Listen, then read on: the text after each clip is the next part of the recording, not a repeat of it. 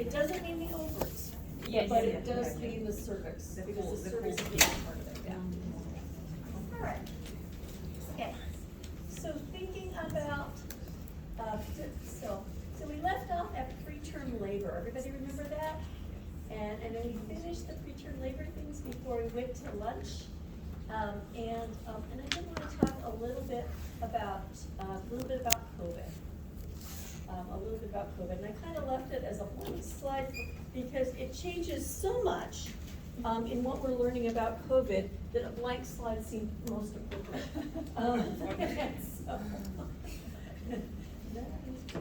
All right, so first off, I want you to know in your course modules, one of the things that began to happen were virtual OB visits. And so this is multi-cares protocol. They put it online, which is good. And so, you know, virtual prenatal care, all right? So, and how they work.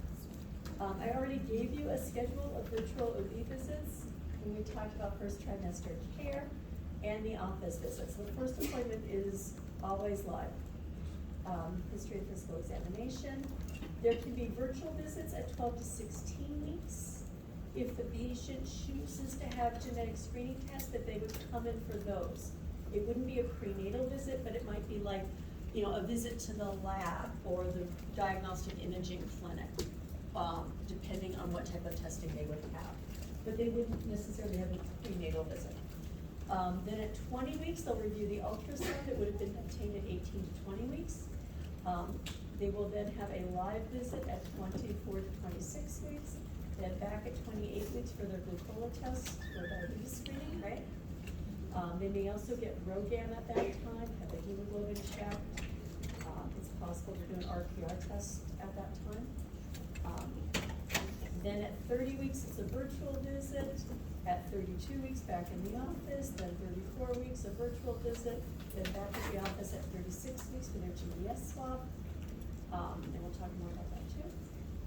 And then after that, every visit in person. 1 week postpartum can be virtual, and then postpartum exam. And this link is in your module, so just so you, yeah, this link is absolutely in your module.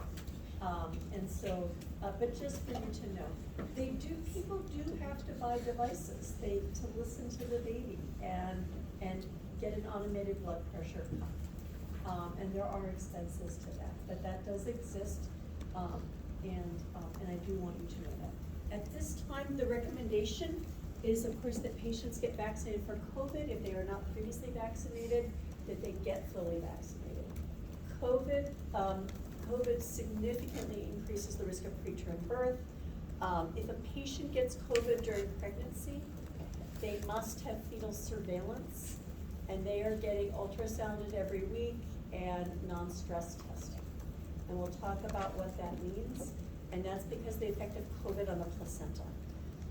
The placenta, the babies do not seem to be structurally affected. It's not seeming to cause structural birth defects. So like the way alcohol causes fetal alcohol syndrome, the way Zika can cause microcephaly or CMV can cause microcephaly, it doesn't seem to be doing anything like that.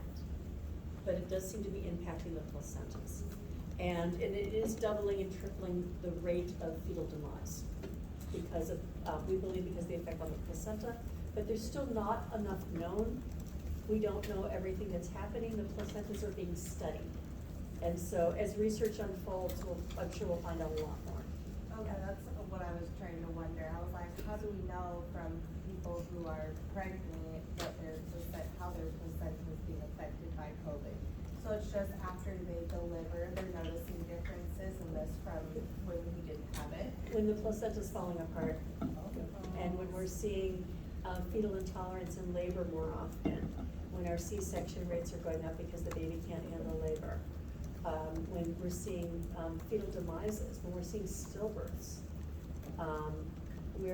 and the placentas aren't looking good when the birth of the baby was stillborn. So we're seeing it after it happens, which is one of those things that makes it really incredibly hard. The pandemic, the information on pregnancy has consistently changed. It was a little bit like the early information on masking. At first, people thought masks didn't help, and then very early when we first kind of, the first data from Wuhan, and when I heard it, I'm like shaking my head, nope, this can't be. They said that pregnant people weren't affected, and they had no known cases and they somehow thought pregnancy was protected. And I'm like, nope, pregnant people are immunocompromised. And I'm like, that's not gonna stand. And within that was like the first 3 months of the pandemic, that was like in March. By June, it was like, wow, what do you know, pregnant people do get COVID, you know? And now we're finding out they are among the most vulnerable. And as the numbers get tallied, and this is one of those things like we know 6 months later. So it's just this continually unfolding situation. Oh, yeah. Do you know if like the rate of those complications with the placenta or fetal demise, is it like later in pregnancy or earlier in the first trimester, or like is it higher like second or third trimester? Yeah, I can't say if it's higher second or third trimester. Part of it might have to do with when they get COVID. So there's a lot of variables to control in this research. Like if we don't know. So for example, if somebody gets COVID at 24 weeks, we're continuing monitoring the rest of pregnancy at this time. But back when these situations were happening, a 24-week loss is a fetal demise, and so is a 32-week loss. They're both counted as demises. And it was only last summer that people started to identify, the state started adding up the birth certificate data. And because that's those state vital certificates, vital statistics records, they started adding up, and that was when we found out that there was an increased rate of stillbirth, and now we have to figure out what is happening. And so that's one of the variables that has to be controlled for, and why this data takes so long. But a fetal demise by definition, isn't until after 20 weeks. So these are late losses. And I tell you, if it's more happening in second trimester versus third trimester, no. I don't have that data. I'm suspecting that it's happening throughout though, but I don't know that as a fact. I only hear, it's only anecdotally. That's all I've got. It's all that's been published, or well, yeah, even then. Do we know if these patients are vaccinated, not vaccinated, or a combo of each? Don't know yet. Okay. It's. And that's another, so there's too many variables. You are both, your thinking is spot on. Does the gestational age matter? Maybe, right? Does vaccination status matter? We would think so, right?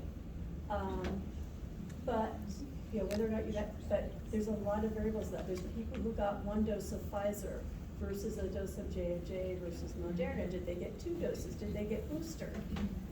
And you have to tease out how many doses of that, you know. So you have to slice all the hairs. And we're talking about, you know, we've only known this for about 9 months. And to collect that type of data and process it all, we just don't know. Yeah.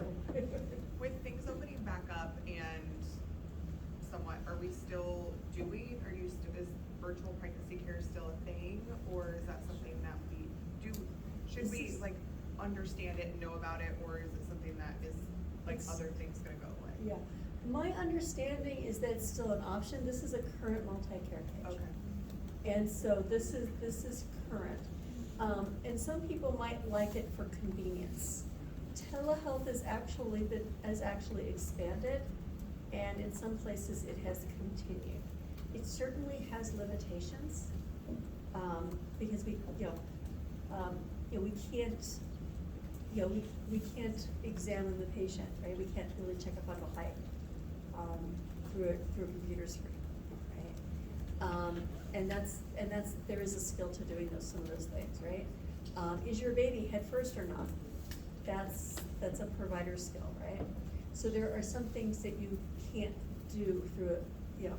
So, but this is considered to be an option at this time, and so it's not a requirement, but an option.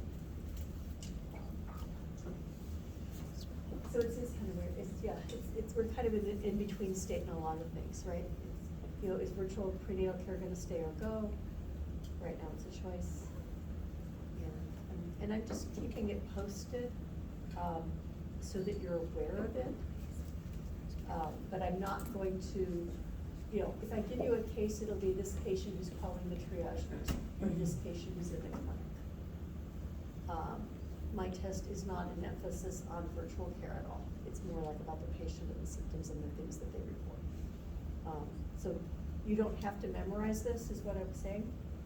But I would be remiss if I didn't tell you this existed, right? And that right now it's still continuing as an option for patients. So, wish I knew more for you. This is what I do now. How's that? All right, so let's talk about pertussis next. So one of the things that's helpful to know is it's particularly difficult to stimulate lifelong immunity to whooping cough, to pertussis. It takes 3 doses of DTaP before an infant becomes, before the infant begins to make low levels of antibodies. They have no response at all for the 6 months, until about 6 months after their 3rd dose.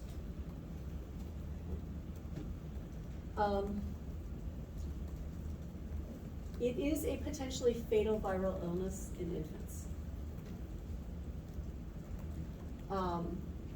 DTaP has a more favorable side effect profile compared to the earlier DTP. So what this stands for is diphtheria, tetanus, and acellular pertussis.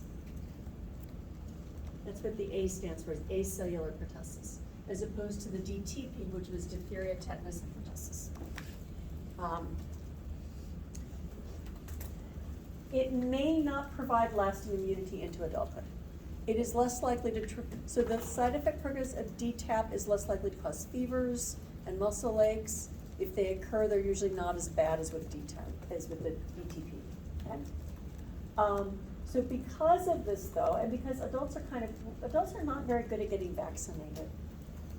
And so many adults are no longer immune to pertussis, leading to outbreaks. We've had outbreaks in our state.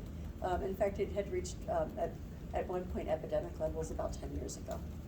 So, that was when our county health district was putting out vaccine clinics at like health fairs and community events around Washington State, getting people vaccinated. 90% of infant pertussis is transmitted by a parent or other close caregiver to the child.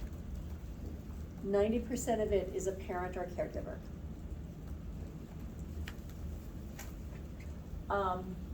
And that's why it's recommended that pregnant patients routinely receive a Tdap booster at 27 to 28 weeks. Sometimes people have asked me, the Tdap is the adult booster. It's a lower dose than what you received as a child to trigger less side effects, right?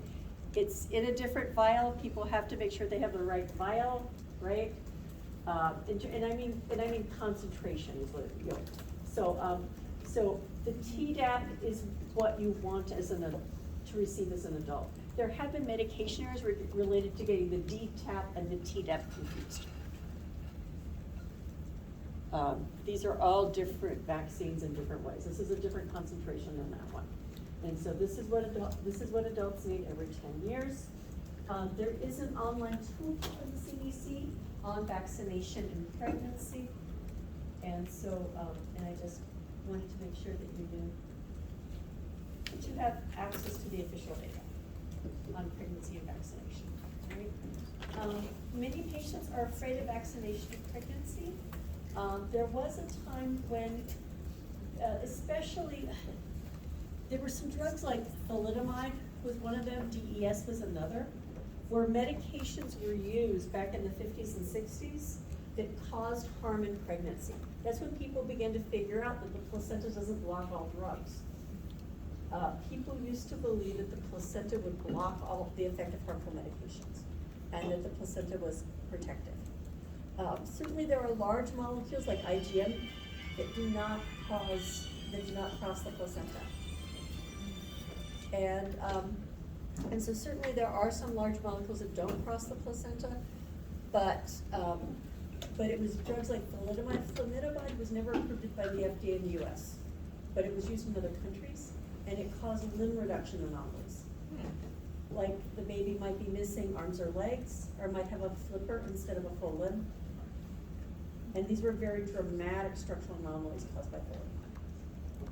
And then the situation with DES causing increased cancer rates and reproductive anomalies, particularly in the daughters of the women who took it, but also sometimes also the sons. And so we went through a phase where we were like, okay, we're not touching pregnant people, we're not doing anything but vitamins.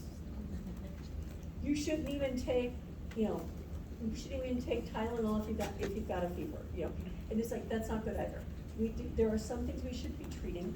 There are some things that are safe. We had to kind of right size it. And it makes it very hard because we don't have good research, okay? We don't have, it's doing controlled research. But just again, it's the live attenuated vaccines that we don't give in pregnancy, MMR, MMRV particularly.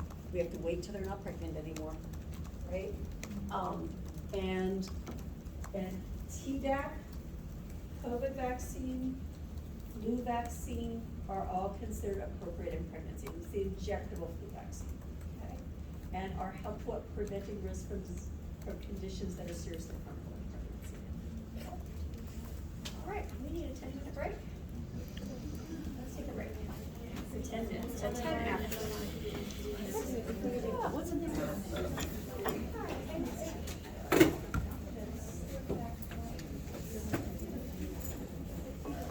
So let's pick up where we left off. Okay.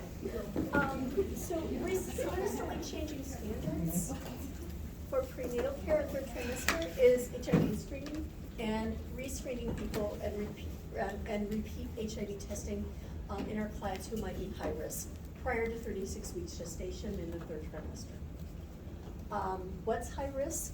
Use of injected drugs, an STI during pregnancy, a new partner during the pregnancy, multiple partners during pregnancy, if a patient is incarcerated, if the patient lives in an area with a high HIV rate, or a facility with more than or equal to 1 in 1,000 HIV rate, if they have symptoms.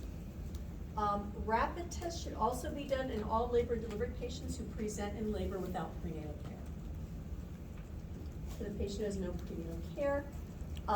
Antiretroviral therapy should be initiated if the rapid test is positive, even without confirmation, to help protect the baby from potential perinatal transmission of HIV. Mm-hmm. Can you say what ART is again?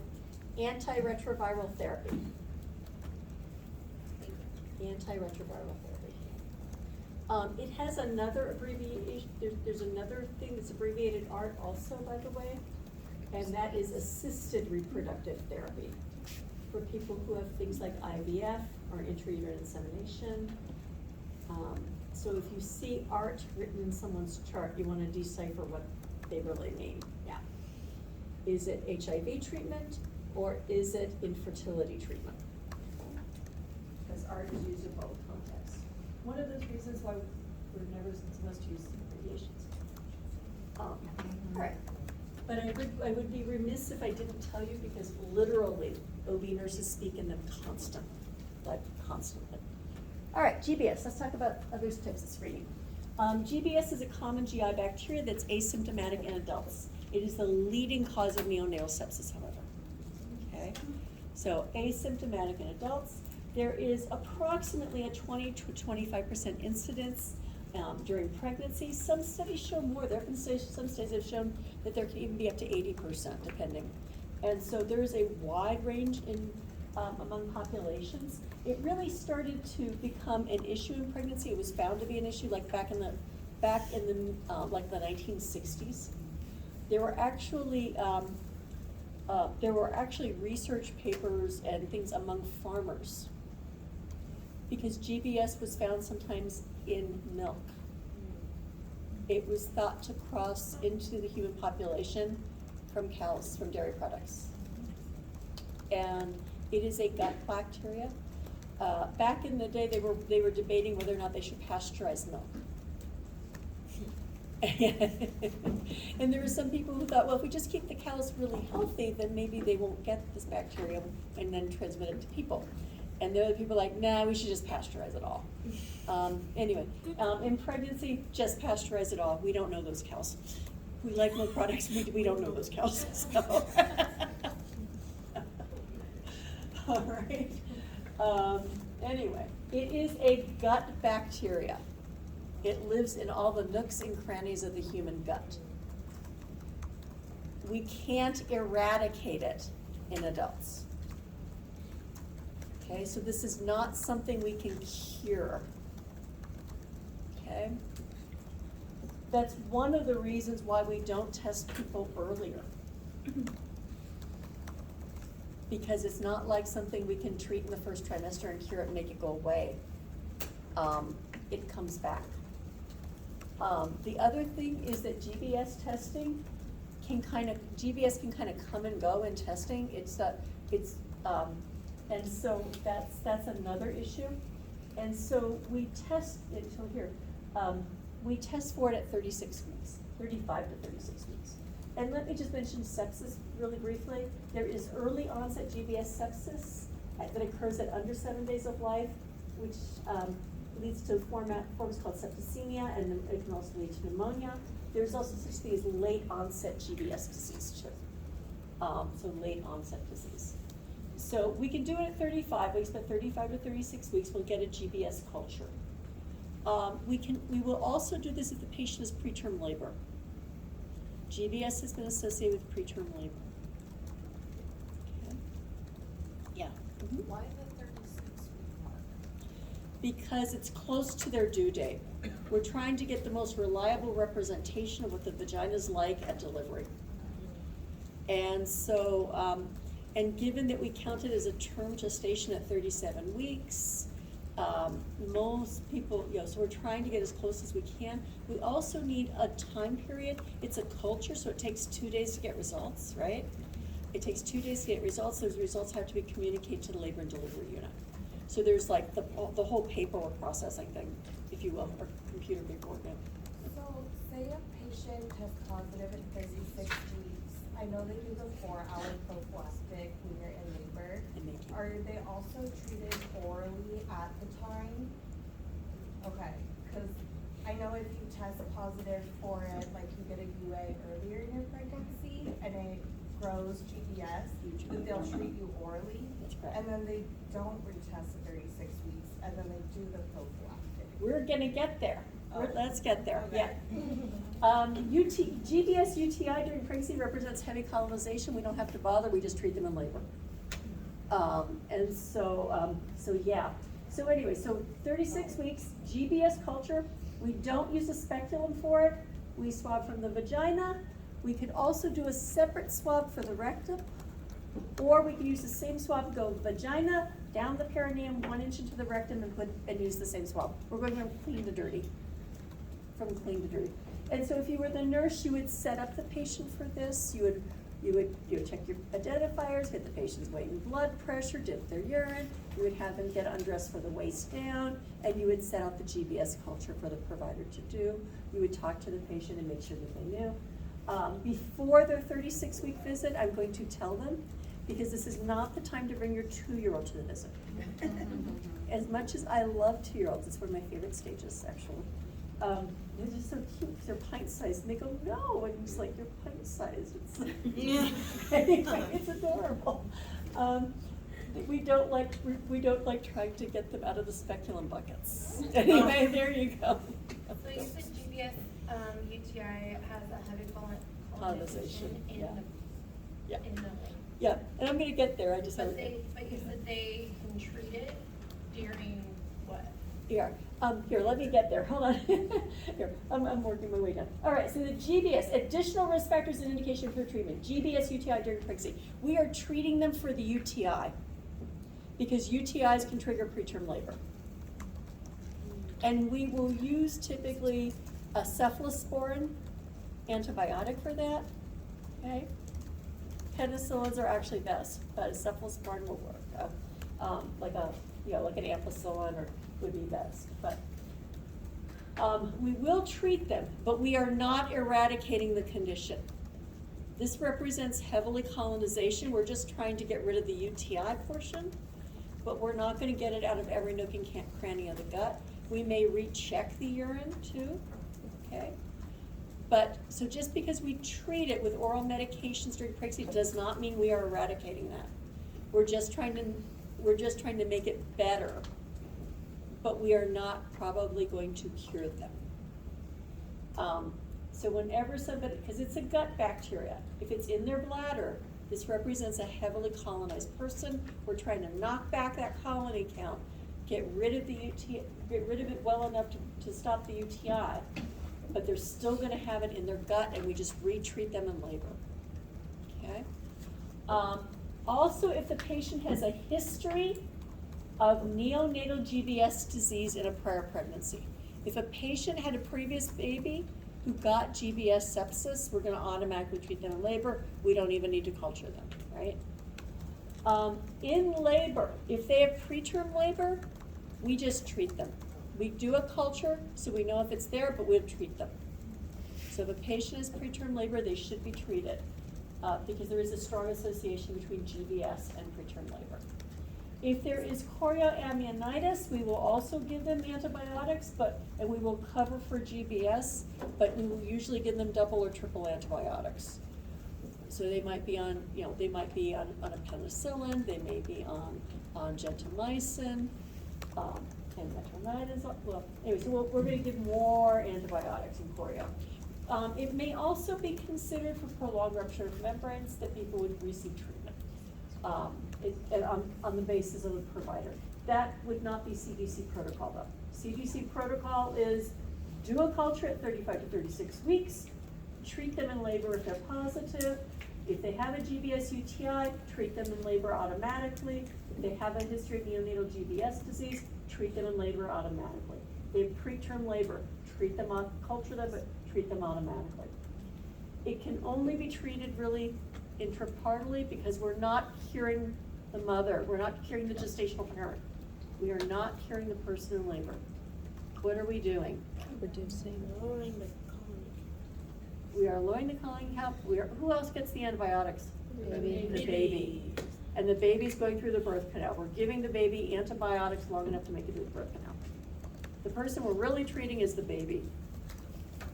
That's what we're doing. Okay. Cefazolin can be used. Clindamycin, we have a lot of clindamycin resistant GBS at this time. So clindamycin is only being used if there is a positive culture and sensitivity. So like if the patient is truly penicillin allergic, then a culture and sensitivity can be done. Vancomycin can also be used. And you can see why diagnosis and assessment of allergy, what happened? Is this really somebody who's allergic? Really matters.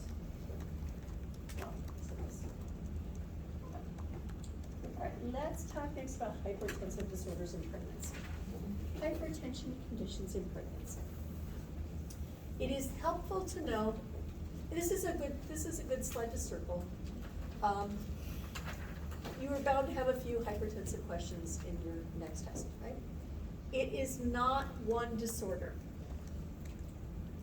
There are several different potential disorders here.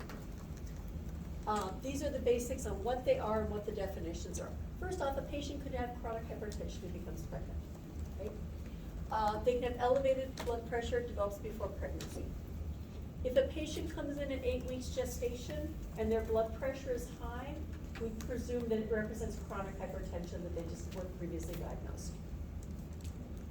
We would not consider it pregnancy associated. It's too soon for it to be for it to have been caused by pregnancy. Which is another value of early prenatal care. It helps us tease apart what's pregnancy related and what isn't. They have different outcomes and different concerns in some ways. Some things they're similar, some things are not.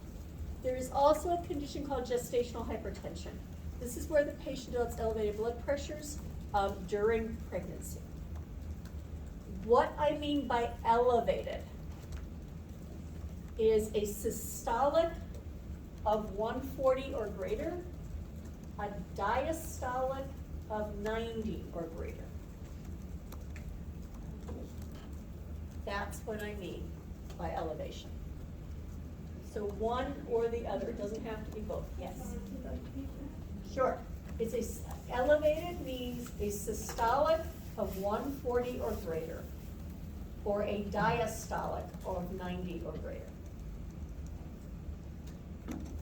So if a patient comes in at 39 weeks and their blood pressure is 130/90, take it seriously. If you do nothing else, let's say you're a nurse in some other area, you're an emergency room nurse, you're an urgent clinic nurse, and somebody comes in who is pregnant, for any reason, if you do nothing else, check a blood pressure. It is probably the single most important thing we do during prenatal care is taking that blood pressure. Yeah, You said for 8 weeks, like gestation, it was they would assume it's a chronic. What is the parameter for a gestational? generally speaking, we usually consider 20 weeks or later. 20 weeks or later.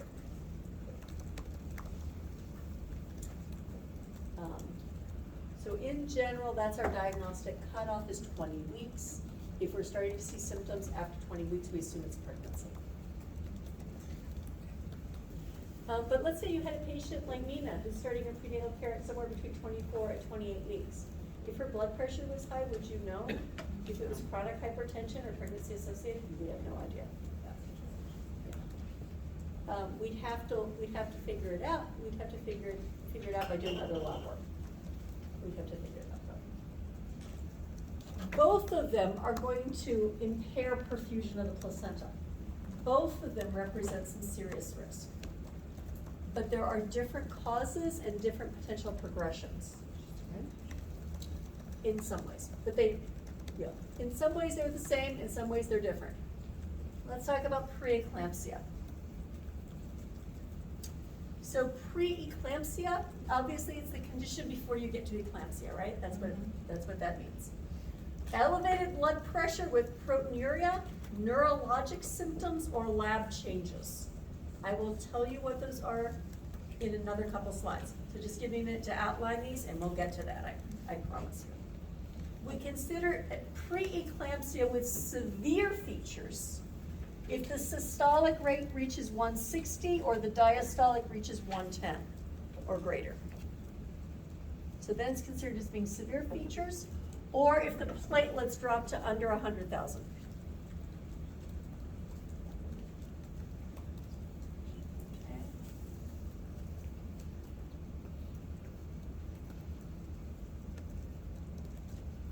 Eclampsia, elevated blood pressure, proteinuria, seizures. The patient is seizing now.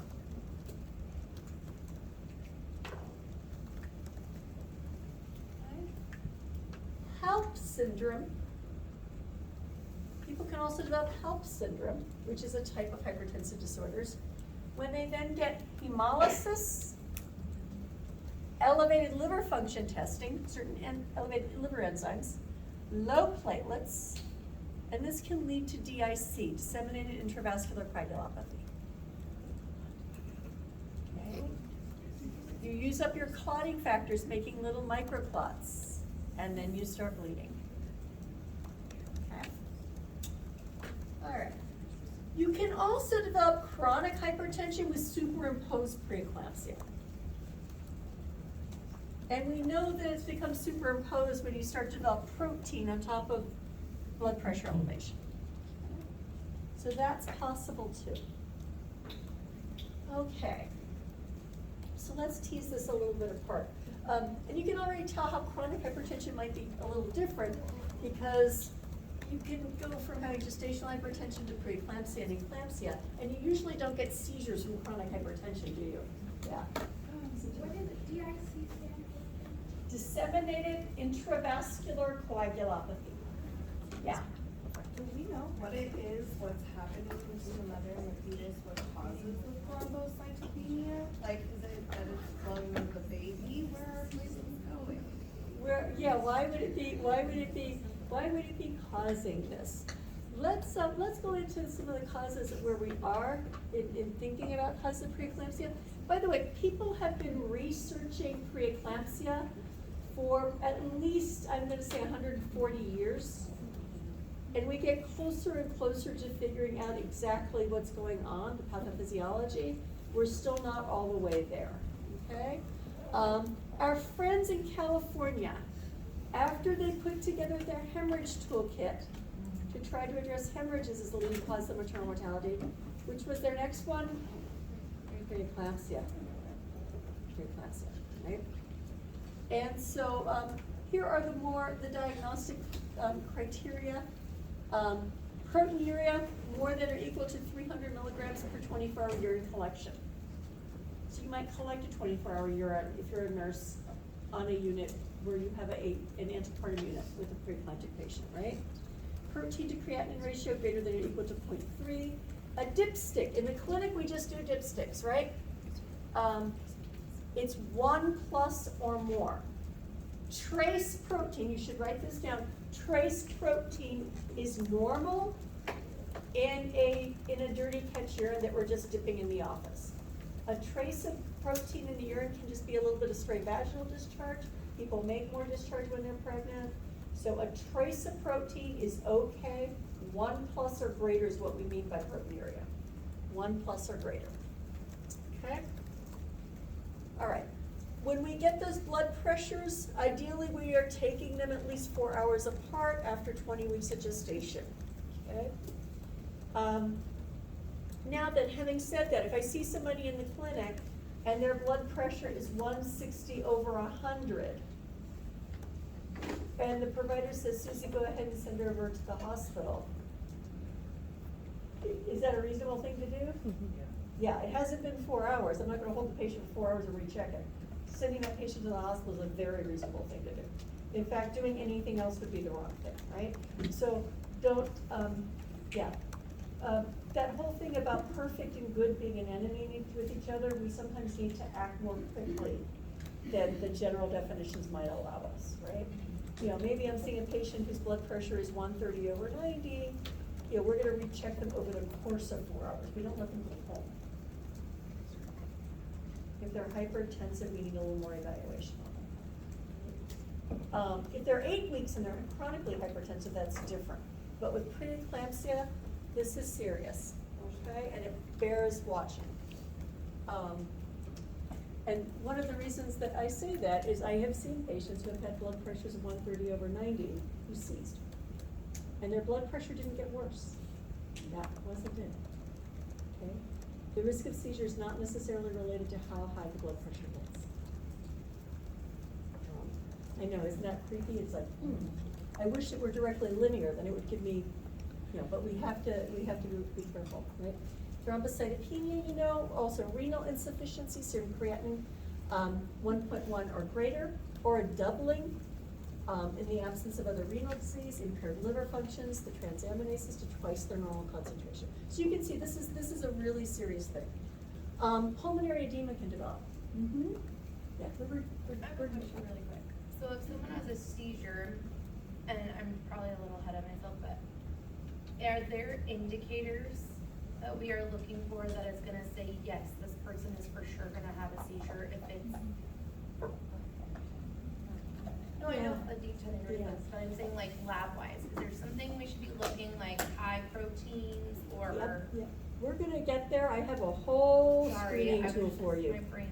I know, you are all going in the right direction, and I love that. So keep going there. That's great. I'm just telling you that the outline first before we go there. Pulmonary edema is a feature, cerebral and visual symptoms, right?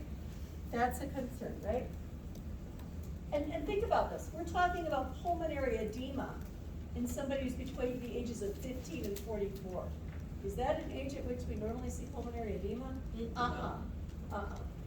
What's blood pressure supposed to do in pregnancy? Usually decreases, because progesterone is relaxing those blood vessels. Normally in pregnancy, blood pressure decreases, and it starts to just come back up to baseline by the time you deliver. So when you see hypertensive in a pregnant person, there's something wrong, okay? There's something wrong, okay? I also want to make note of severe persistent right upper quadrant pain. Epigastric area pain is a serious sign, especially if it's unresponsive to medication or not accounted for by something else. What's happening is the patient is bleeding into the capsule that surrounds their liver. It's a subcapsular hematoma that's getting inflamed. That's serious, right? So people are getting sick, okay? New onset cerebral or visual. And by the way, this is from our friends in California again, and they just go out there and put it right out there. Deadly triad. Severe preeclampsia, HELP syndrome, and eclampsia. Increased risk of placental abruptions, renal failures. This is what I was talking about, subcapsular hepatic hematoma. Premature delivery. The only cure is delivery of the baby. There are treatments to help keep people from seizing, but the only cure is delivery of the baby. Okay? Fetal or maternal death. Okay? This is like our number 2 cause of maternal mortality in the US. Recurrent preeclampsia is possible in subsequent pregnancy. You all identified Arkesh Nikila had a history of preeclampsia with the first pregnancy, and that she would be at risk again, right?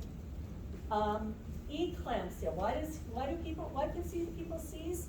Because they get so edematous that they even get cerebral edema. And vasoconstriction, which leads to hyperreflexia and seizures. So those of you who like Downton Abbey, this is what Lady Sybil died from. For those of you from that school, a cultural reference. It gives you something to remember, right? All right. So let's look at why this happens, right? And I'm giving you the brief summary without the huge basic science journal approach. What we believe is happening is that there is something going on with implantation. When the blastocyst implants, it goes all the way back to the blastocyst. Okay?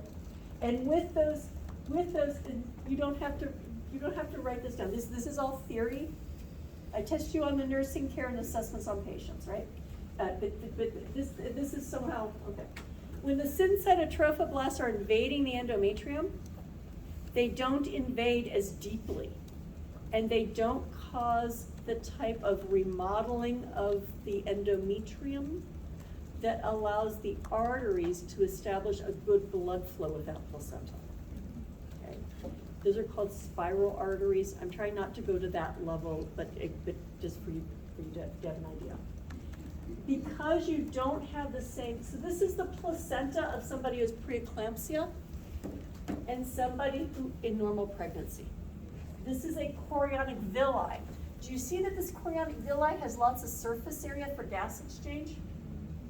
And do you see that this is the artery here? And do you see that there's going to be lots of space here to bathe this chorionic villi in maternal blood so that we have good gas exchange, that the fetus can get oxygen and nutrients. And all right, cool. And you can see that this one doesn't have the same surface area, does it? We can also see a narrowing of this artery going into the basal layer of that endometrium. Okay, so we have decreased blood flow and decreased surface area. The placenta responds to this situation, and it responds to this by making inflammatory cytokines. And you don't have to write inflammatory cytokines, but the inflammation, those cytokines go into the maternal circulation. And that's what's triggering things like hypertension. The hypertension gets bad enough that fluid leaks out of the vessels, causing edema. Okay? There's also changes in sensitivity to angiotensin II, right? So there's some other things that are being mediated here. Not everything is mediated here. I looked up an article just this morning, just to buff myself up, and there are people who are debating: is it hypoxia that's triggering more cytokines? Is it hypoxia? Is there even hyperoxia? So people are still developing what is happening at the biochemical level that is triggering this. but I want you to know that it's about placental implantation. It's not about how much salt you eat. It's not about whether you have high cholesterol. It's not about those things, right? The causes of chronic hypertension are not the causes of preeclampsia. Okay. Having said that, can preeclampsia run in families? Yes. Why? Don't know. But if I see somebody whose sister had hypertension, had preeclampsia, or eclampsia, am I going to pay attention? Yeah. Yeah, that's a risk factor, right? There's even been found that there are paternal role genetically in the development of preeclampsia. Isn't that interesting? Also, if somebody has a new father of baby, that increases their risk somewhat. It's not considered a risk factor, but it's like there seems to be a role genetically with the genes coming from the other side, right? And so yes, there's more to this that still needs to be delineated. We know it has to do with placental implantation. Are there things we could do early in pregnancy to prevent this? Could preconception care help prevent preeclampsia one day? Maybe. Maybe there are things we can do. I once heard from a doctor in California who had was doing infertility work, and he had a patient who had some really difficult preterm births, like at 23 weeks, and so on and so forth. He did an endometrial biopsy, found lots of inflammation inside that woman's uterus, and said, "Here, let's take you off. Don't use any plastics. Don't use any plastics. Eat, like a Mediterranean diet. Do this, do that." Then she carried full term. Her endometrial biopsy, mixed endometrial biopsy, no inflammation. And she got better and carried a pregnancy to term. Are there things that we're doing that we don't know yet? Maybe. That's an anecdote, right? That's not data. Do I know that would work for everybody? Nope. But, but we're still trying to figure out why this is happening and what's really happening at the level of placenta, but we don't know. Correct, Christian? I know you said it's like been around for hundreds of years, but have they noticed like a healthcare? We don't have great data collection back from those times. Back in the late Victorian years when they recognized this, and it wasn't that people didn't know about it. It's just a matter of when it got reported as a problem. What about like between now and like? Pardon me? What about between now and like the I can't tell you that. I think it is. Certainly maternal deaths are increasing. We know that, right? But I don't know. Yeah. Why do they put people on bed rest? To try to keep their blood pressure lower. To keep it lower. And to but help them if they perfuse. have it high, no matter, like if it's chronic and you always have chronic hypertension, does it really help? We're trying to prevent we're trying to keep the sympathetic nervous system from making it worse, I guess. We're trying to keep their stimulation low so we don't add anything to that. It's not that we think bed rest cures it. Bed rest is not going to cure it. It's just about trying to manage it and keeping that patient's blood pressure as low as we can and not adding any additional stimulation. And, but yeah, you're right. We're not going to, it isn't going to fix us. It's not, we're just trying to keep things as good as we can, right? Right, so changes in angiotensin II, placental prostaglandins, because prostaglandins also mediate inflammation. They play a role. Our treatment, again, bed rest, is that a perfect treatment? Nope. We are just trying to buy time, right? It depends on when we see hypertension developing, right? We are trying to buy some time. Antihypertensives are merited, especially with severe features: labetalol, hydralazine, and nifedipine. Magnesium sulfate is indicated. It decreases central nervous system irritability. It dilates small cerebral vessels to enhance perfusion. It also reduces the risk that the fetus would develop cerebral palsy, because sometimes we have to deliver babies prematurely. Sometimes we have to deliver babies prematurely for this condition. Monitoring the pregnant person and the fetus. timely delivery. They may be induced, okay? So let's take a look. Treatment, so we don't give them water pill, urinary pills, so we don't try to give the edema away with the water pills? That's not our first treatment, no. No. It's not gonna cure them, and remember, they have problems with their renal function that much. Anyway, let's look at some of the things in our module I have for you. Let me talk with you a little bit about our algorithm. So this is the algorithm for suspected preeclampsia. New onset hypertension, systolic 140 or greater, diastolic 90 or greater. If it's new onset, is it new onset? No, let's say that it's chronic. If there is new onset proteinuria or severe features, consider atypical preeclampsia and do lab assessment. Is there such a thing as atypical preeclampsia? Yes. People's bodies do not read the textbook. Not everybody is classic. If it is new onset, right, we're going to assess, address family and patient education needs. If the blood pressure goes to 160 or greater than or equal to, or 110, greater than or equal to. All right, if the answer is no, and new set onset, right? And then we're going to look at our PCR ratios there, greater than or equal to 0.3, we're checking renal function, right? If the answer is no, then they just have gestational hypertension. If it's yes, then they have preeclampsia because it's involved in the kidneys, right? Check for severe features. Persistent headache, you should know these. This is something that you should know. Headache, visual disturbances, abdominal pain, symptoms of pulmonary edema like shortness of breath, thrombocytopenia less than 100K, elevated liver function testing, creatinine greater than 1.0, elevated LDH. If the answer is no to these, we will deliver at 37 weeks just because of the hypertension. Hypertension is enough of a threat to perfusion of the placenta. We have a term baby or term enough, right? Okay, if this is yes to severe features, or if the blood pressure is severely high, we are going to treat them with the antihypertensives. Preeclampsia with severe features is diagnosed then. We treat them with magnesium sulfate. If they are under 34 weeks with severe features in addition to hypertensions, or if they're greater than 34 weeks, we deliver the baby. We deliver the baby. Baby delivered at with appropriate level of maternal and neonatal care.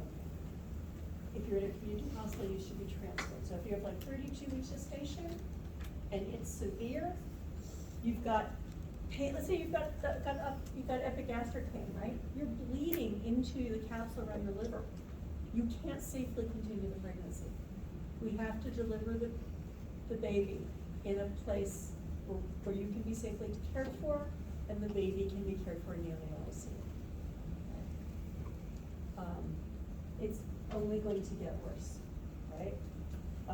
There is only one real cure.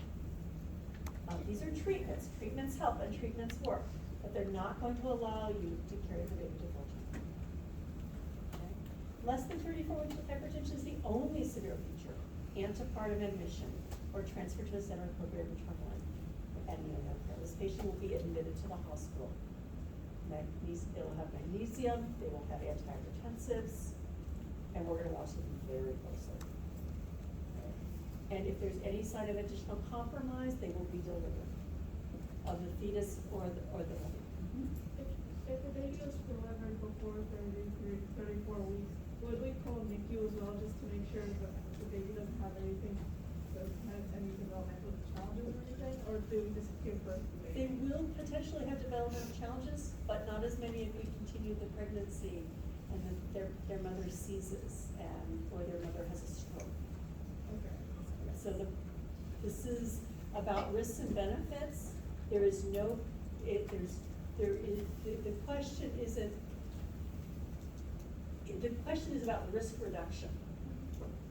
The risk is there. If a baby's born prematurely, can they have learning disabilities? Yes. But they'll survive.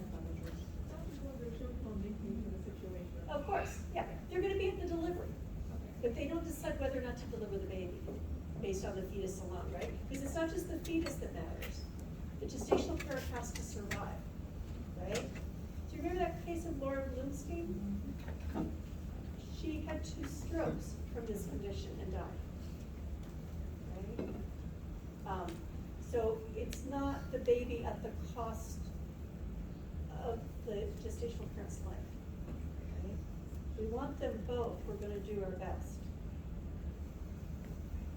You know, and compromises sometimes must be made. There is no perfect. I have seen severe disease as early as 22 weeks with loss of both. This is a very serious condition. And that was a case of an undiagnosed pregnancy. It occurred in the daughter of someone I knew. So this is a very real and serious condition.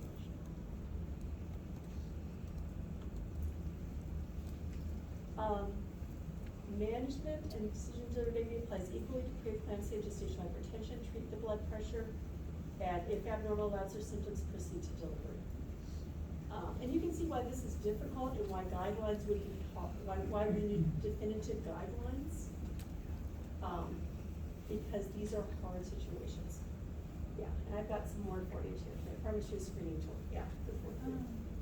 How does the mom typically die? Have like stroke? Stroke, hemorrhagic stroke, and yeah, hemorrhagic stroke. They, DIC is a very serious condition. You can ask Candace in 5th quarter. She's cared for people with DIC. That postpartum patient with DIC gets transferred to ICU, gets to see our friends in the med-surg unit in the ICU. So future ICU nurses. You can see a patient postpartum who has DIC. By the way, delivery is not an instant cure. We don't work like light switches. People can cease postpartum too. And in fact, when people have preeclampsia and they go home, we give them a blue silicone band because they are still at risk. They're still at risk for about at least the next 2 to 3 weeks. Okay. So delivery is the cure, but it's not an immediate cure. So this is a preeclampsia early recognition tool. Maternal early warning system or maternal early retrievers are referred to as mutes. No. Anyway, so here's our blood pressures, right? So if we have a patient whose blood pressure goes from being high to dropping, that might be a problem too, right? Systolic drops under 90, that would be a problem, right? Our red triggers, yellow triggers, right? Triggers. Our blood pressure, mean arterial pressures, heart rate. Tachycardia can be a trigger, and and I would mention this is secondary because it means the patient has internal bleeding. And hemorrhage, remember, initially the body will try to accommodate or bring up the heart rate. Respiratory rate, and you might see high or low. Higher with pulmonary edema, lower if they're receiving too much MAC sulfate. MAC is a risky drug. You can get respiratory depression from MAC. Okay. O2 sap, again, that's related to pulmonary edema. Oliguria related to urinary compromise. So urine output is particularly relevant and measured, and we put Foley's in for patients who have very serious, who are on MAC sulfate because of preeclampsia. If there is altered mental status, agitation, confusion, or unresponsiveness, that's severe. Neurologic, unrelenting, severe headache, unresponsive to medication, from cerebral edema. Blurred or impaired vision, also from cerebral edema, right? And its effect on vision. Shortness of breath or epigastric pain. If red or yellow triggers, we recheck the blood pressure in 15 minutes. If we have an abnormal maternal assessment, if it's sustained for 15 minutes, or if the nurse is clinically concerned with patient status, request provider evaluation. So if you are the nurse at the bedside of a patient, and you have abnormal assessment, and it says stay for 15 minutes, call the provider and get an evaluation. Okay? Sustained blood pressure, in that 15-minute span of time, initiate hypertension pregnancy protocol. Antihypertensive therapy within 1 hour, and treat with mag sulfate, 4 to 6 gram bolus, then 1 to 2 grams an hour. Based on renal status, we would use 6 grams if the BMI is greater than 35. And if our O2 sats, respirations are increasing greater than 24, O2 sats are dropping, we need to consider pulmonary. This is in your PowerPoint. This is a way of expanding this in a little more readable form. All right? Awareness, we expect them to be alert and oriented, that's normal, right? Agitated, relative difficulty speaking is yellow, red is severe, they're unresponsive. Headache, none. Mild headache, nausea and vomiting can be a sign of increased cerebral edema too, right? Going into unrelieved headache. Vision, none, no problems, right? Blurred or impaired.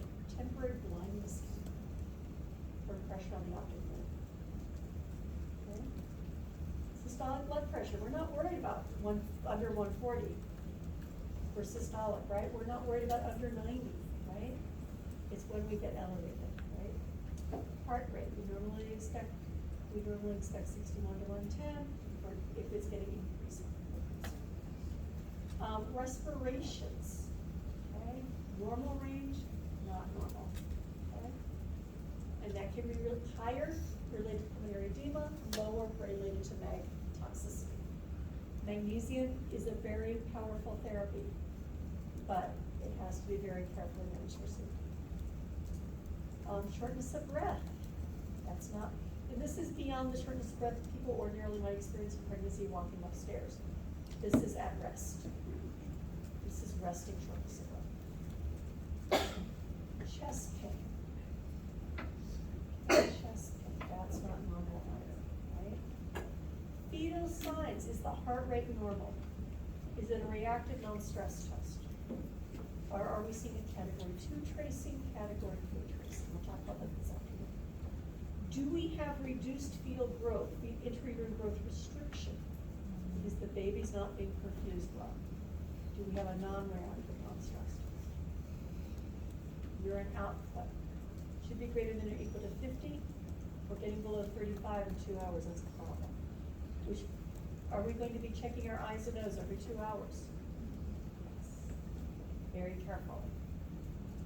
Again, trace protein is normal. 1 plus or more on a dipstick is not normal.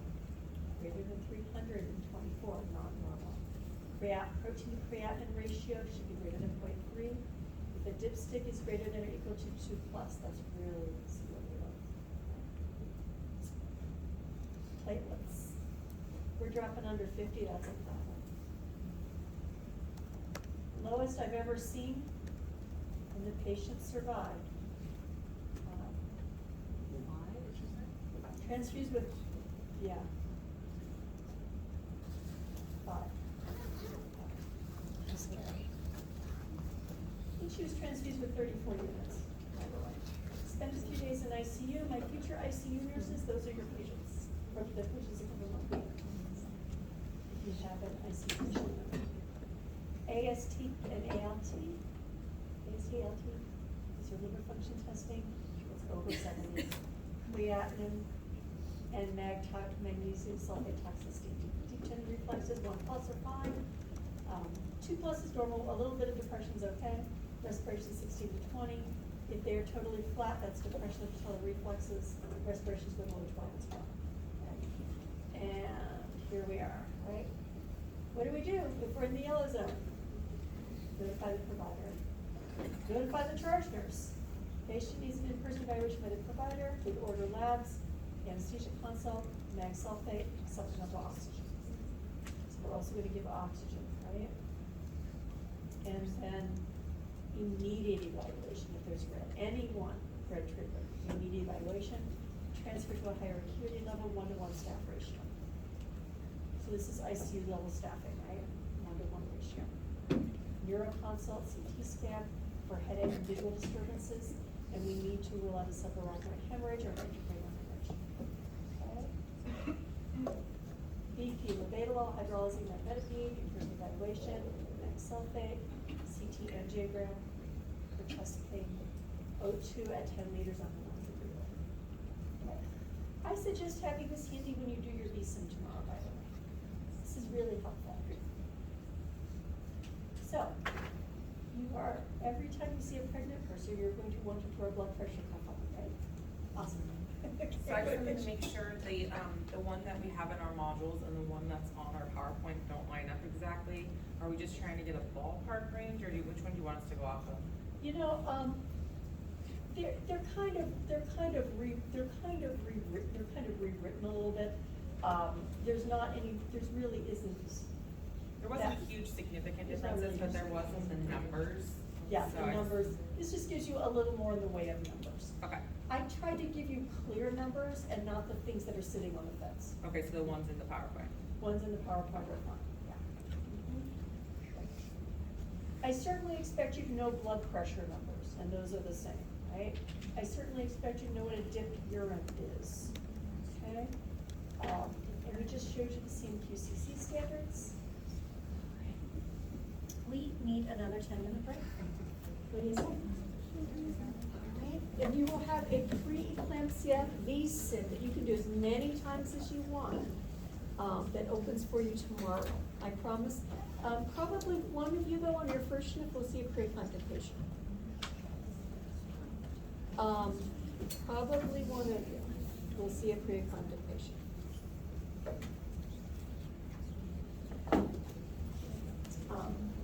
Prague is a referral center. We have a NICU. And we have a NICU that can deliver babies at the earliest gestation. So.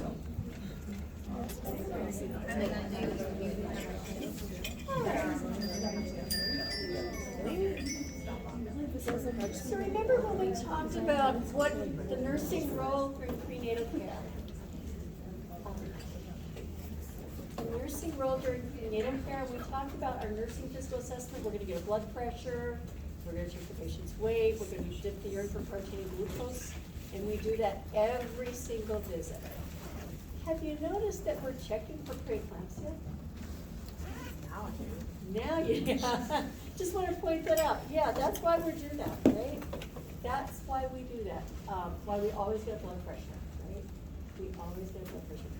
We're not so worried about temperature, pulse, respirations, unless they have symptoms, right? Right? But the blood pressure, that's a big thing, right?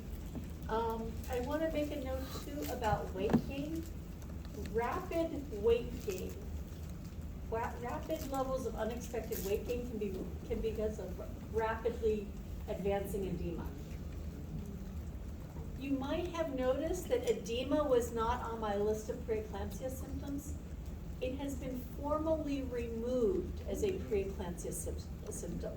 You might read it in some of the older things that are published in the web and other places, that edema is a symptom, and it kind of is and it isn't. It is and it isn't. And the reason is that, again, dependent edema is normal in pregnancy just because of progesterone's impact on the blood vessels and dilating the blood vessels. But we can also get leaking from increased pressures, right?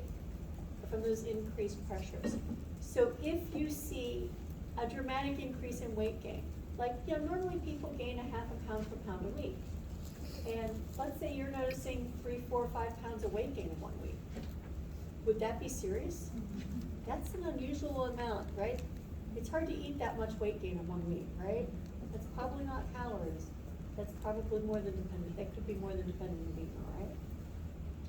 So if you see a dramatic increase in weight, if you see a dramatic increase in edema, and how do I know? I'm gonna check the patient's blood pressure, dip their urine, right? So if I have a patient whose blood pressure is 90/64, maybe they gained 3 pounds this week, but their blood pressure is 90/64. They don't have preeclampsia, and their edema is just dependent on edema. Okay, does that make sense? Yeah. So that's how I know if edema is pathological or not. But we no longer officially list dependent edema as a symptom of preeclampsia. Having said that, be aware, if you see rapid increasing weight, check their blood pressure. We're gonna check it anyway, but check, that bears watching, okay? All right. And, okay. Sure, let's talk next about third trimester bleeding. And by the way, we do have a nice, besides your preeclampsia VSIM, you will have a good debriefing. You will also be submitting an SBAR preeclampsia. So we're not done with preeclampsia yet, but in the interest of moving up, we have a good place to start. All right, so third trimester bleeding. We already talked about these. The most common causes of third trimester bleeding. A recent vaginal exam. The cervix is very vascular, and as it softens up as it gets ready for labor, if somebody does a vaginal exam, placing the fingers inside the cervical often stimulates some bleeding. A good provider, or if you're the nurse, if you're with the patient, will let the patient know that they might have some spotting or bleeding after a vaginal exam, and it's nothing to worry about. Okay? Bloody show. As the cervix dilates and starts to prepare for labor, they may have some blood-tinged mucus that we refer to as bloody show. That is also normal. Placental abruption and placenta previa, not normal. And this is an abruption where the placenta has pulled away and separated from the wall of the uterus. There is such a thing as a complete abruption, and there are also partial abruptions. Okay. Leading cause of abruption, hypertension, and that can include chronic hypertension or preeclampsia, and injury, so abdominal trauma, right? And I think we've mentioned that before. This is worth writing down. Common symptoms of abruption: uterine irritability. The uterus will contract a lot. The uterus will have lots and lots of contractions. Abruptions are painful. The blood behind the placenta and the clots will cause significant pain, and it is a continuous severe pain. It's not associated with uterine activity. Not associated with uterine activity.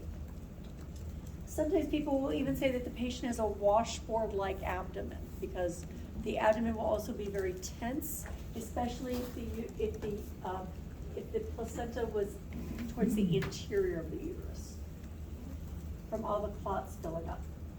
Okay?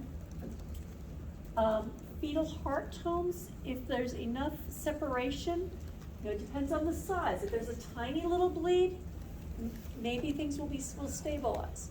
But if there's a large enough bleed, this is the interface of the baby for gas exchange, right? It will compromise the fetal condition. Okay. And depends on how much interchange the baby has, how much connection is left. If it's complete, then this is immediately life-threatening for the baby and mother because it triggers a massive bleed on the inside for both a maternal fetal bleed, or what's referred to as a maternal fetal bleed. Okay? So abruption is very serious. An abruption can also lead to DIC, right? You can lose up your clotting factors from abruption. Placenta previa is when the placenta is over the cervical opening. Previa means first, right? So placenta previa means the placenta is coming first. You can't deliver the placenta before the baby, right? This is an automatic reason for a cesarean. If the baby is compromised with abruption, they need to be delivered by cesarean also. And so this is normally a painless bleed. Abruptions tend to be painful.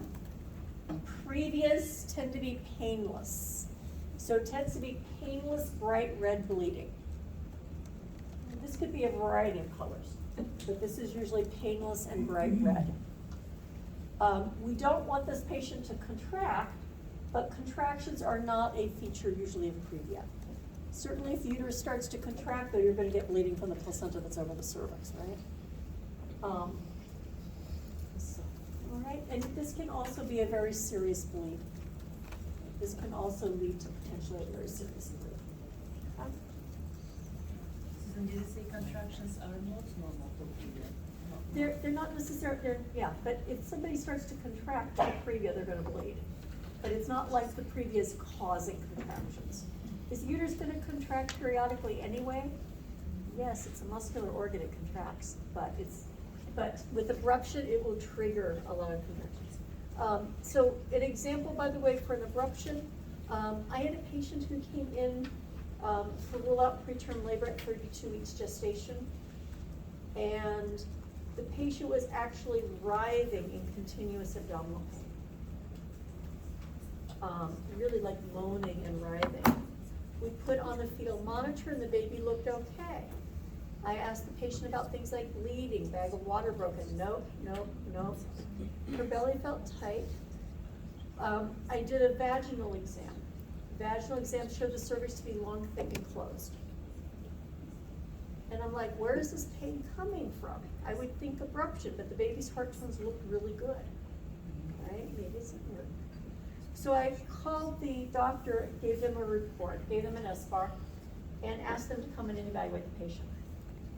And I let them know we weren't having any bleeding too, so we weren't having a bleeding like we see with abruptions. And the fetal heart tones look good, so I'm like, what is causing this victim such severe pain? You know, sometimes things unfold in front of you. This is what happened. So the doctor came in.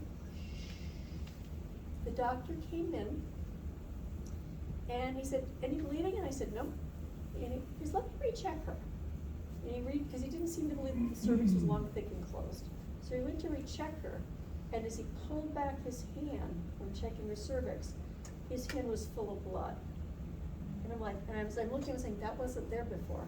I was halfway through the sentence of that wasn't there before when the heart tones crashed. She was abrupting in front of us. We were directly outside the operating room. And yes, we did save the baby and her. It was, by the way, cocaine. So, besides hypertension and injury, there are some drugs such as cocaine that can also cause abruption because they cause blood pressure changes.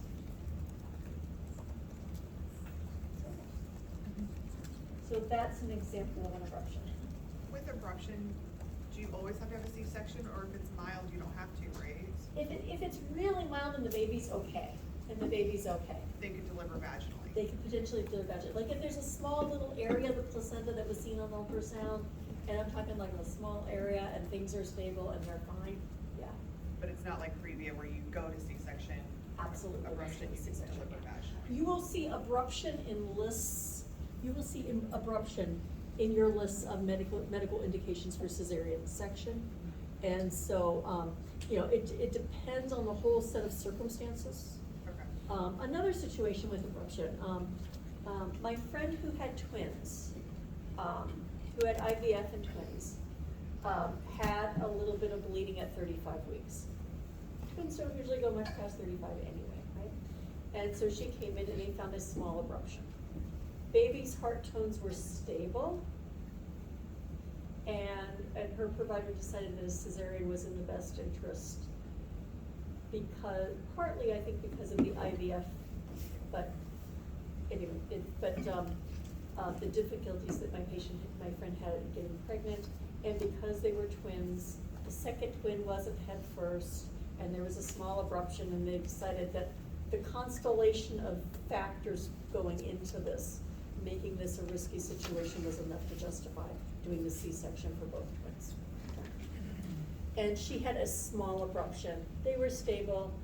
This happened at like 2 or 3 in the morning, and they were able to safely wait, let the doctor get some sleep, and have the C-section at like 7 in the morning, right? So obviously not an emergency cesarean, right? So that's another situation where it's less severe, right?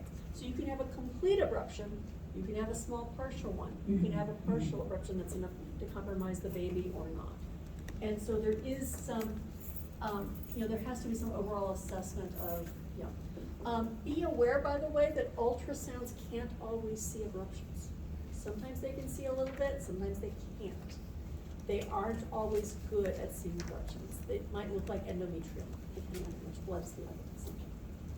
So, ultrasounds are not always good at abortion. But we can sometimes suspect, especially when we're seeing lots of pain and uterine activity and, yeah, Miguel. So can the previa lead to a hemorrhage as well, or is, I mean, obviously the abruption can, but because it's over the cervix? Yes, absolutely, and that's what, that nicely brings us back to, remember those hemorrhage risk factors I told you about, like the first week? And a low-lying placenta, our previa, or marginal previa, because the lower uterine segment does not contract as well, so that patient is going to be at risk. So if you are the labor and delivery nurse, do you want this patient type in cross-match for some lung maybe? Yes. Yeah. We're on your prenatal slides, but you're going right in the direction you need to go in. Love the connections. All right, so let's talk about regular third trimester care, teaching and interventions. We're gonna talk to the patient about comfort measures, how to deal with things like heartburn and backaches and, getting up in the middle of the night, right? We're gonna talk to them about those fetal movement counts. Remember fetal movement counts? And everybody should do those as a way of assessing their own baby, right?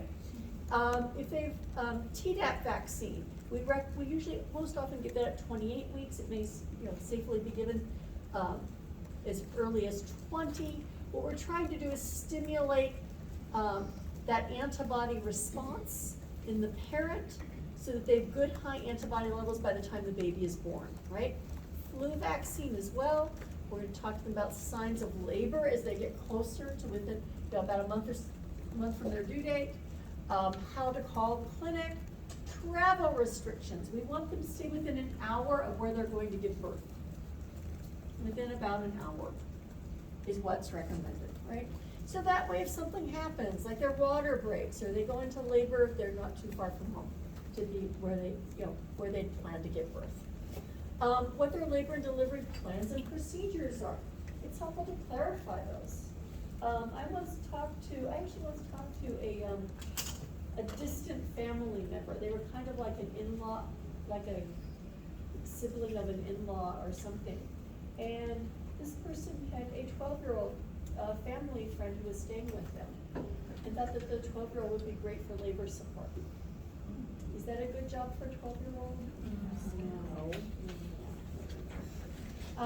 Do hospitals consider a 12-year-old to be a minor? Yes. And if there's no parent to take care of that minor and to make sure they get lunch or dinner, do we have to have someone take the minor?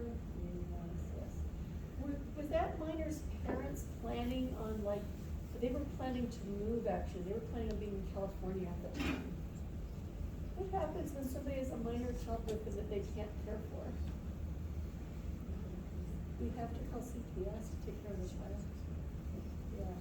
So some of these things like that, reviewing these little plans and things can be meaningful to help people clarify expectations. Anyway, the 12-year-old went to California instead. After I said, this may not be such a great plan because this is why, X, Y, and Z. Oh, it'll be fine. She's a wonderful 12-year-old. She's so mature. And I said, they look that way. Talk to your doctor and see what your hospital allows. Because I'm pretty sure you're going to run into problems with that plan, and you'd rather solve them now than in labor. Right? You'd rather solve them now than in labor. And I called a week or two later to check on them, and the 12-year-old was going to California to be with the parents. So anyway, so be aware that sometimes people need to know what's, they need to know. And, is there such a thing as siblings who have attended childbirth? Yes, but they have their other parent or someone else to watch it, or a family friend to watch over them. Because children also need to be children, and if they need to step out of the birthing suite because it's too much for them, they need someone to take care of them and be with them, right? All the children need care, right? And so and so I'm not automatically opposed. I'm just saying we have to, and hospitals do have rules about that, right?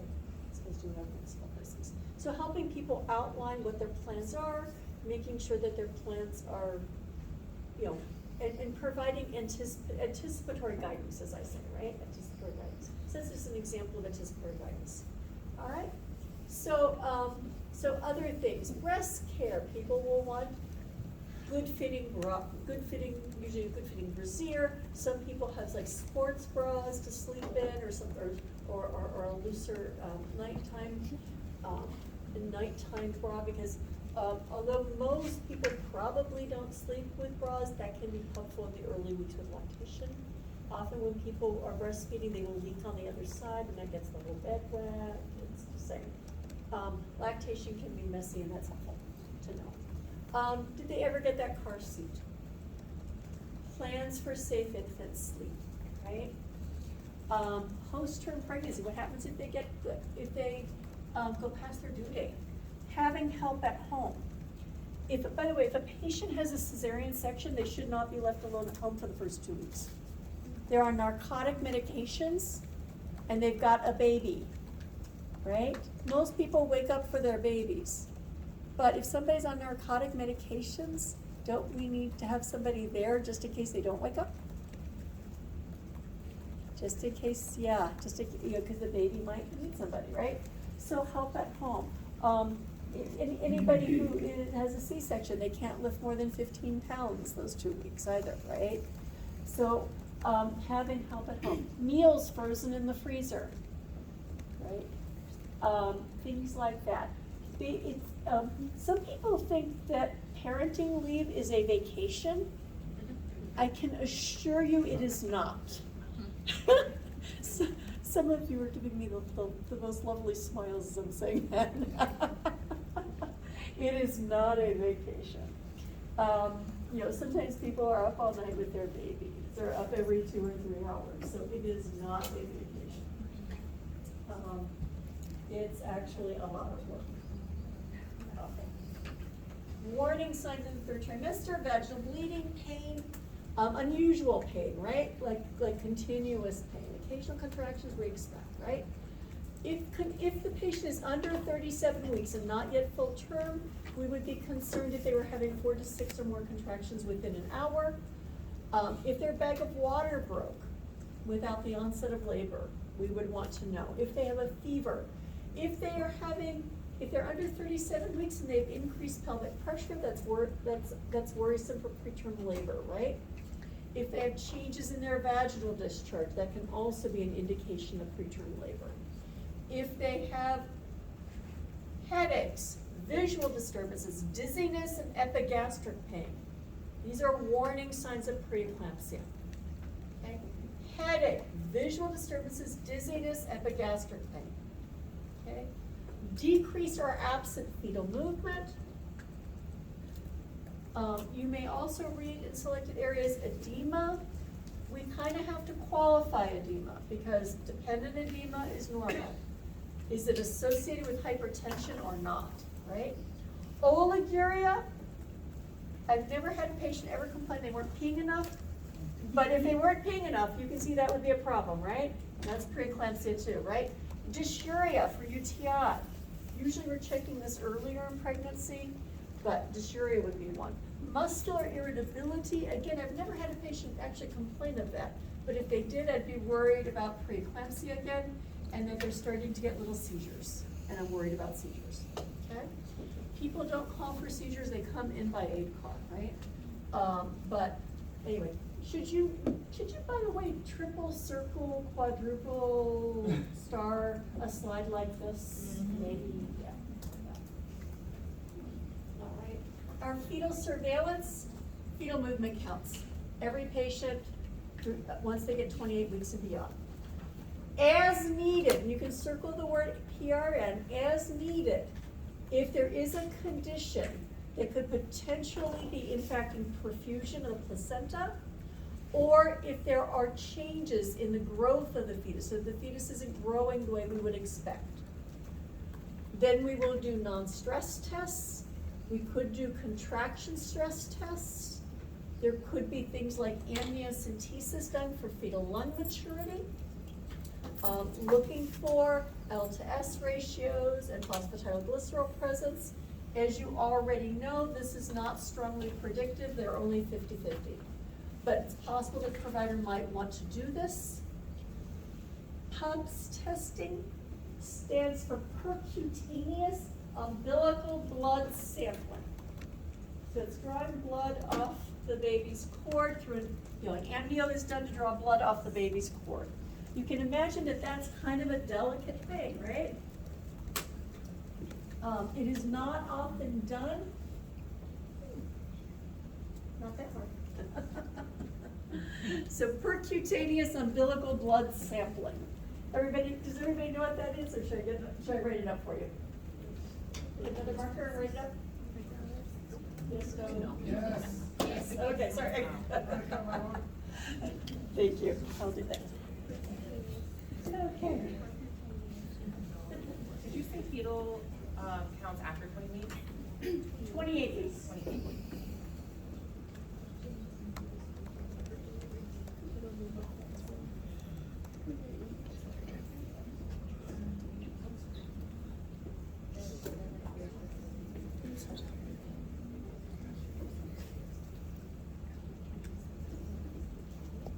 Hubs is not done very often at all. It is done in cases of RH isoimmunization, where somebody is RH negative, has a positive antibody screen, and is making antibodies that are crossing the placenta and causing anemia in their baby. And Hubs is done, we're trying to get the best balance of gestational age without getting brain injury or death on the part of the baby, okay? I have only seen 3 cases of RH isoimmunization in about 30 years. This is not a common thing, okay? You will see it in lists though in your textbook, so that's why I included it here, but it's not a common thing at all, okay? Not a common thing at all. So we will go to our fetal monitoring in a minute. So what are we looking for with a non-stress test? And this afternoon. We're looking for accelerations. So when I first look at a tracing, so nurses do this, by the way. We typically do them in clinics under standing orders during pregnancy if a patient has an indication for fetal testing. Nurses who work in maternal fetal medicine clinics and perinatal clinics, they do this sometimes for hours a day, just do nothing but non-stress tests on patients, right? And usually they'll provide a little education and support, right?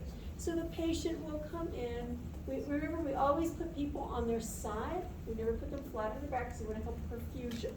We're usually doing these tests for a reason, right?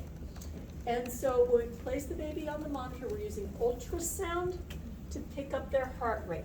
In a clinic environment, we only use ultrasound. The only other way to measure is to put an electrode on the baby's head, which ruptures the membranes. So unless we know we're delivering the baby, we can't do that, and we only do that in labor, okay? So there is such a thing as internal monitors. So in a clinic though, it's only external that we are doing. So we're going to put on fetal monitor device, and let's see. And we're going to look at the tracing of the heart rate.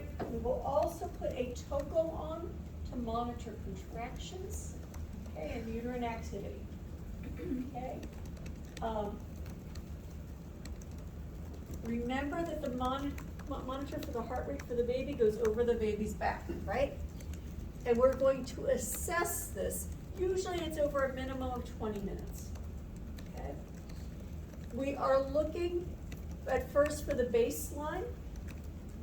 Baseline is not the most sensitive indicator of well-being, but we need to figure out what the baseline is in order to define everything else.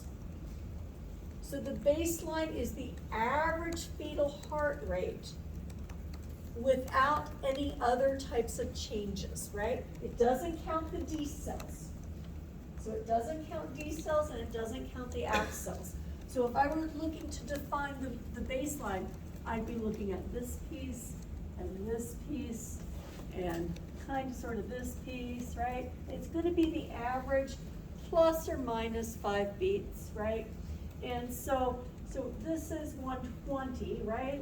So I'm going to say the baseline is about 125 on this baby, right? So this is like around 125-ish, right? You know, if you said, Susie, I think that's closer to 130, sure. Right? It's meant to be an average, right? I would never, actual fetal monitor tracings will appear on your third test, but not your second. I do want you to know what a non-stress test is, what fetal movement counts are. I want you to know the types of tests that we might do prenatally for your second test. The actual tracings of fetal heart tones will be in your third test. That way, everybody has a chance to maybe see some tracings on the labor and delivery unit, or at least on the central monitoring display before you have to look at tracings on the chest. Does that sound like a good plan? At least, all right. So I've got my baseline, right? I'm going to look at my variability around that baseline, okay? How much it goes up and down.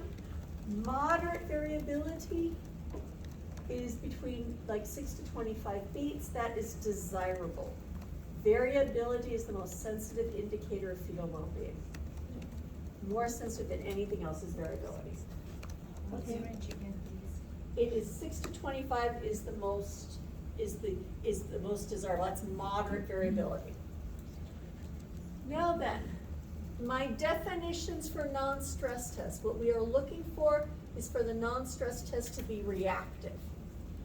A reactive non-stress test means there are accelerations of the fetal heart rate. Accelerations of the fetal heart rate. An acceleration means the heart rate goes up 15 beats per minute for at least 15 seconds.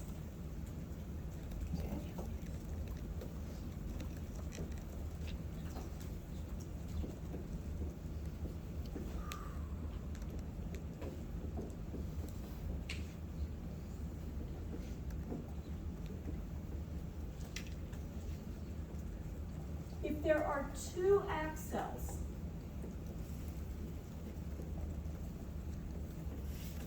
within 20 minutes, then I have a reactive tracing.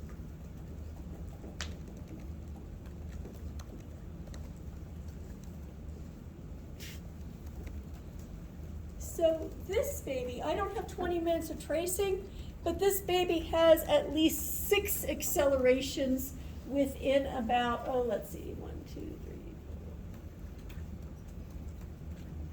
4. Within about 11 minutes. So I know I've met the standards within 20 because I've done it and I did about 5 with this baby. So this baby is fabulous. Okay? This baby is fabulous. Vanessa, huh? This might sound like a dumb question, but how can you tell how long it's been, like the time? The time? Okay. So these lines, this is time. And so each of the dark lines is 1 minute. So I have 1, 2, 3, 4, 5, 6, 7, 8, 9, 10, and a little bit at each end, 11. So that's why I said 11 minutes. The smaller lines are 10 seconds. So the smaller ones are 10 seconds, the darker ones are 1 minute. Okay? And this is going up, according to these numbers. These are the fetal heart rates, right? And I can tell looking at this, so this one went up as high as like 30 beats above the baseline, right? This one went up more like 20 beats. This one went up more like 20 beats above the baseline. And I had to define a baseline. So my baseline I defined as 125 in order to make sure I had accelerations, right? The old-fashioned way, if you're not sure about your baseline, if you're in a clinic setting, you might not have all the same tools they have at the hospital. At the hospital, they have little straight edge tools, but you can click on the monitor tracing for a straight edge so you can find the baseline, okay?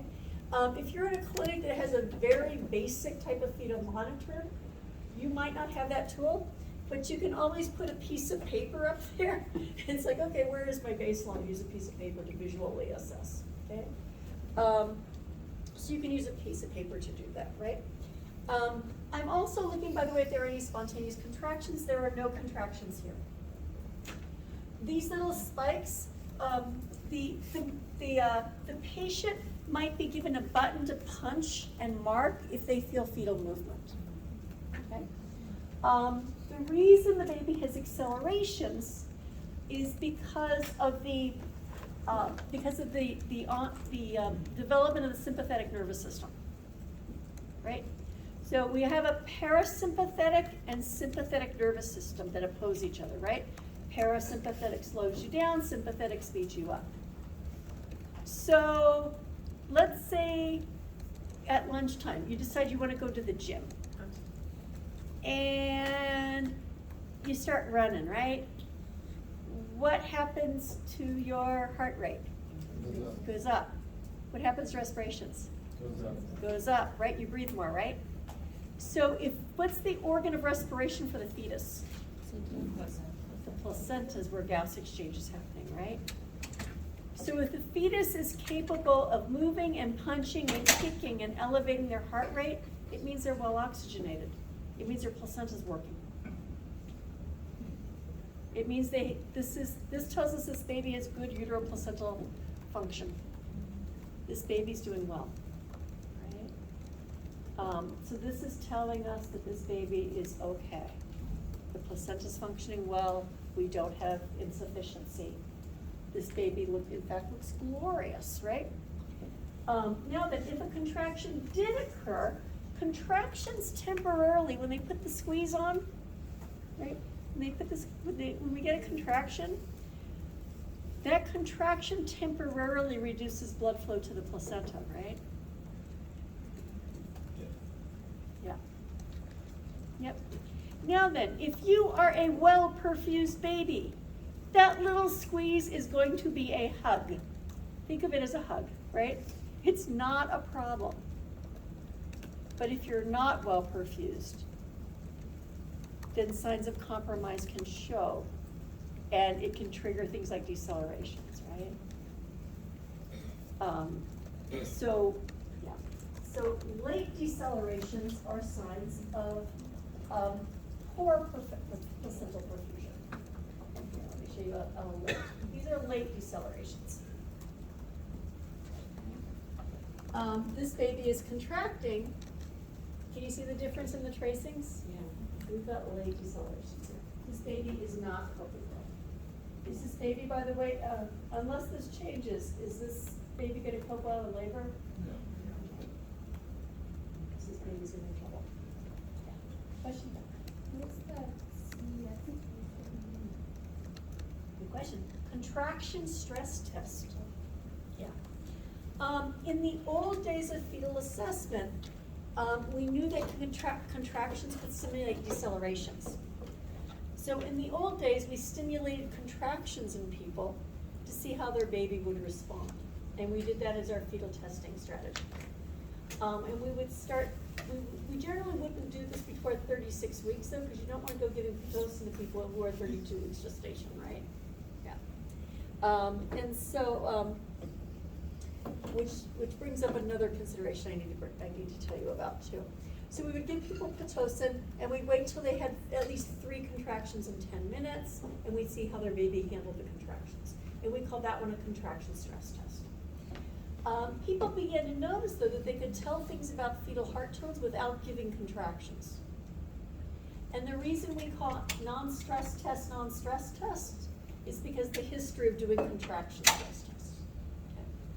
So what I want you to know, it's possible to stimulate contractions and to see how the baby copes, and that's a contraction stress test. It is also checking for placental function, right? This is also about perfusion of the placenta.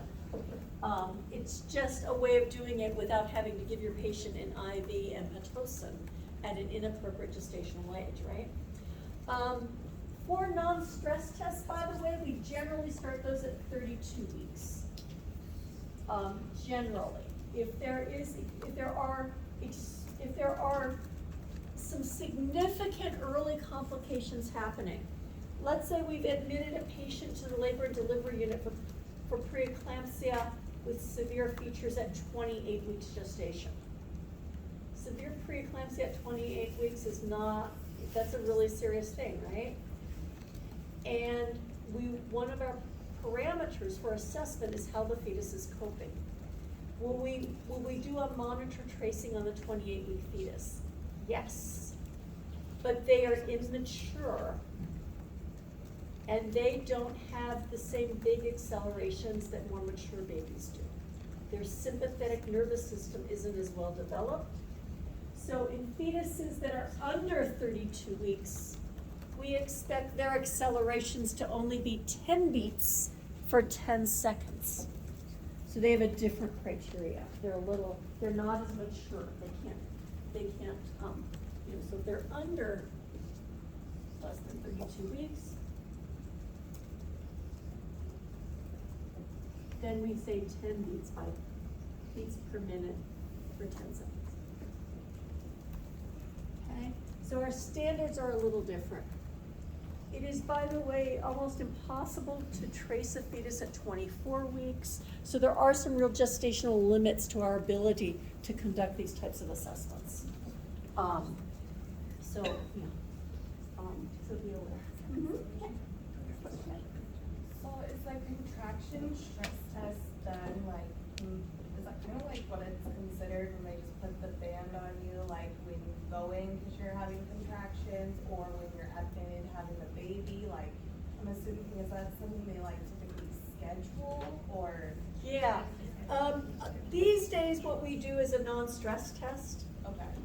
If the baby is non-reactive, this is a non-reactive NST, then we need to evaluate further. There is such a thing as fetal sleep. There could be other reasons the baby isn't moving. So a non-stress test is kind of a screening test, right? If it's reactive, then we're good, we send the patient home. If it's not reactive, then we need to go further in our evaluation. We've raised the question of whether or not the baby is okay. We were not reassured. We don't know that, we're not seeing any D cells, but it's not looking great either, right? So it's kind of like, come on baby, what's up, right? All right, so non-stress tests. If they're reactive in less than or equal to 30 minutes, we just repeat the test. Usually it's about every 3 days.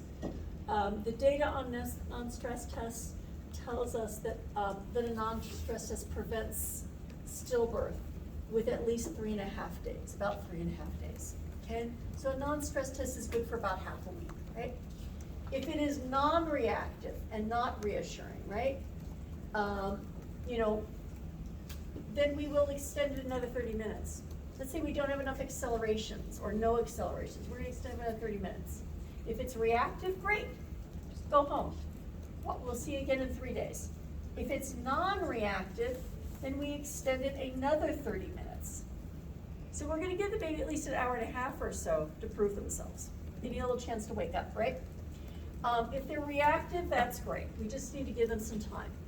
If they are non-reactive, okay, then we might need diagnostic ultrasound or contraction stress test or a biophysical profile, or we just might need to get them delivered if they're close enough to their due dates. And so we usually start with the non-stress tests and then we go to the next step, right? We might also get decelerations, right? What's this about?